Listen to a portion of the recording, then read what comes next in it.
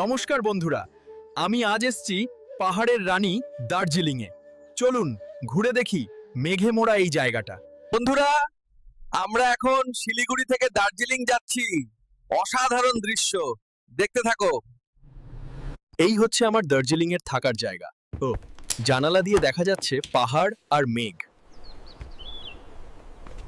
এই সেই বিখ্যাত দার্জিলিং টয় ট্রেন, সিনেমার মতোই মনে হচ্ছে।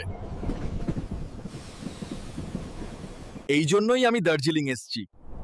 সূর্য বরফের ওপর আগুন ছড়িয়ে দিচ্ছে। দার্জিলিং এ এসে মোমো না খেলে ট্রিপই অপূর্ণ। এখানকার মোমোর স্বাদ একবার খেলে ভুলবেন না। এই হচ্ছে দার্জিলিং এর বিখ্যাত চা, যেখানে পৃথিবীর অন্যতম সেরা চা উৎপন্ন হয়। হ্যাঁ, এই ছিল আমার দার্জিলিং সফর। কেমন লাগলো জানাতে ভুলবেন না। লাইক, কমেন্ট আর সাবস্ক্রাইব করে দিন। দেখা হবে পরের ব্লগে অজানা পৃথিবীতে।